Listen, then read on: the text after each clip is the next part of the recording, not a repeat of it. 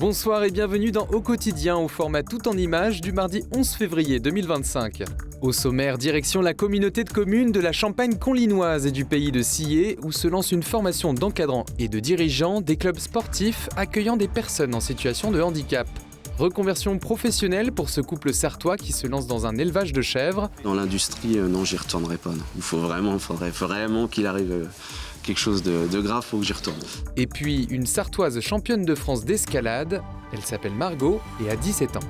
Ça m'a redonné aussi confiance en moi dans ma grimpe et au quotidien, donc ça fait vraiment plaisir. C'est parti pour 6 minutes d'actualité sur votre territoire. Mais on commence ce journal avec une fuite de gaz déclarée vers 14h30 cet après-midi au tunnel Wilbur Wright au Mans. Une canalisation a été touchée lors des travaux de terrassement des bus Chronoligne. Les pompiers et des agents de GRDF sont intervenus. Aucune évacuation pour les riverains. La circulation a été rétablie vers 17h. Suite aux inondations du printemps et de l'automne 2024, 6 communes sartoises obtiennent la reconnaissance d'état de catastrophe naturelle. Précisément liées aux inondations et aux coulées de boue du mois de février, mai et octobre 2024, dans les communes de Cormes, Saint-Gervais-en-Belin, Marigné-Laillé, Saint-Rémy-de-Sillé, Surfont et Saint-Côme-en-Véré. Avec cette reconnaissance, les sinistrés peuvent être indemnisés plus rapidement. La déclaration du sinistre à l'assurance se fait par lettre recommandée et dans un délai maximal de 30 jours ouvrés depuis le 6 février, date de publication par le ministère de l'Intérieur.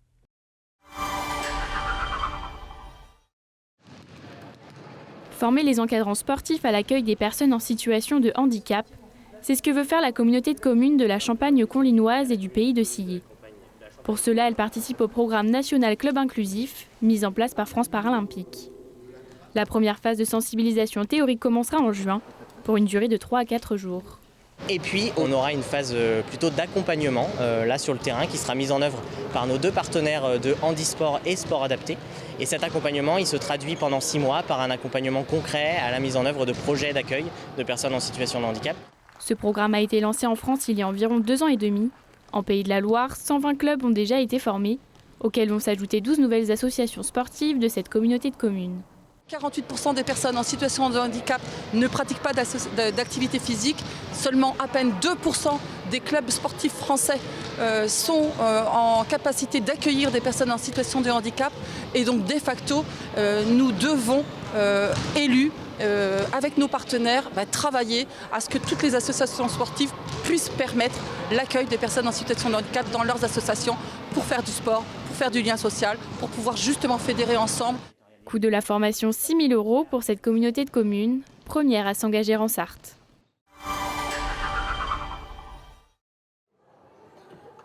Margot, 17 ans, en pleine ascension, championne de France moins de 20 d'escalade, rien que ça. J'ai eu une réaction un peu bizarre, en fait je réalisais pas, j'étais heureuse mais je savais pas trop pourquoi, je savais pas trop ce que ça représentait. Ça m'a redonné aussi confiance en moi dans ma grimpe et au quotidien, donc ça fait vraiment plaisir. Cette jeune lycéenne avait commencé l'escalade petite. Après avoir arrêté pour pratiquer des sports collectifs, elle a repris en septembre 2022 au Mans. 2 ans et demi de travail et, qui aboutissent finalement à ça, quoi. Une championne de France, c'est peu commun, surtout en Sarthe. Sarthe, c'est pas non plus la mecque de l'escalade. Une progression fulgurante pour la grimpeuse qui prend de la hauteur, jusqu'à ce titre obtenu à Sartilly le 2 février dernier, où elle s'impose grâce à un nombre d'essais moins important que ses concurrentes. Les atouts de Margot, elle garde les pieds sur terre. Elle est très dynamique comparée aux jeunes de sa catégorie. Elle est très explosive, elle est très forte, tout simplement. La grimpeuse passe au moins 5 jours par semaine à Vertical Art, avec ses camarades et ses coachs qui ne manquent pas de la taquiner. Là, on est championne de France, on sait pas faire ça. Lui, il est que 17e. Elle travaille en amont avec un ancien grimpeur professionnel, Kevin Arc, et pourrait aussi pousser les portes de l'équipe de France après une sélection à Toulouse le 22 février.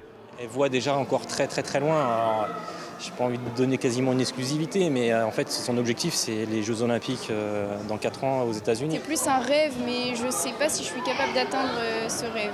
Je sais que ça va être très dur et qu'il va falloir donner beaucoup d'efforts et être très persévérante. Je préfère déjà me préparer pour des compétitions moins importantes en senior que pour les Jeux Olympiques qui vont être vraiment très dures à atteindre. Pour cela, la jeune championne pourrait changer d'environnement et rejoindre une structure plus adaptée à son niveau pour que ses rêves de grandeur puissent devenir réalité.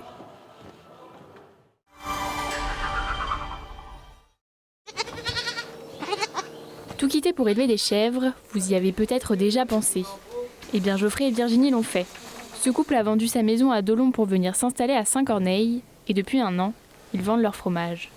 Je travaillais chez Mecachrome à Vibray, donc c'est soit on était licencié, un licenciement économique ou soit on était muté à Sablé. Et avec ma femme, ça nous faisait plaisir de faire quelque chose à deux. Et on s'est dit, c'est maintenant, on a un peu plus de 30 ans, c'est maintenant qu'il faut faire le pas. Et du coup, on a mis un peu nos projets tous les deux de qu'est-ce qu'on voulait faire. Et les chèvres sont arrivées, parce que moi c'était dans un coin de ma tête depuis tout petit. À l'origine, l'un comme l'autre n'y connaissait rien. Geoffrey et Virginie sont donc retournés sur les bancs de l'école pour passer un brevet professionnel de responsable d'entreprise agricole.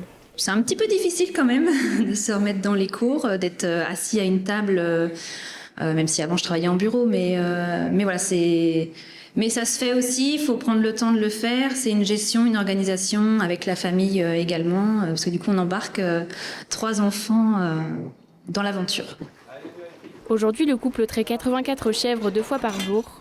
Pour le moment, chacun se verse l'équivalent d'un SMIC. Et lorsqu'on demande à Geoffrey s'il souhaite retrouver son ancien emploi... Dans l'industrie, non, j'y retournerai pas. Non. Faudrait vraiment qu'il arrive quelque chose de grave, faut que j'y retourne. Geoffrey et Virginie sont présents sur 4 à 5 marchés par semaine, en plus de vendre leur fromage à la ferme.